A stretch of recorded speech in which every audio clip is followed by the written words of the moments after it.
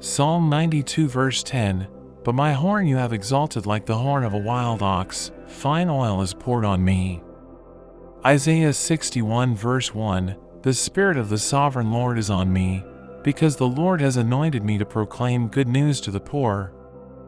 1 John 2 verse 20, But you have an anointing from the Holy One, and all of you know the truth. Exodus 30 verse 25, And you shall make of these a sacred anointing oil blended as by the perfumer, it shall be a holy anointing oil.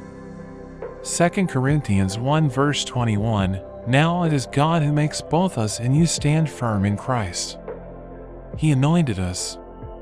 Psalm 23 verse 5, You anoint my head with oil, my cup overflows. Luke 4 verse 18, The Spirit of the Lord is on me, because he has anointed me to proclaim freedom for the prisoners. James 5 verse 14, Is anyone among you sick?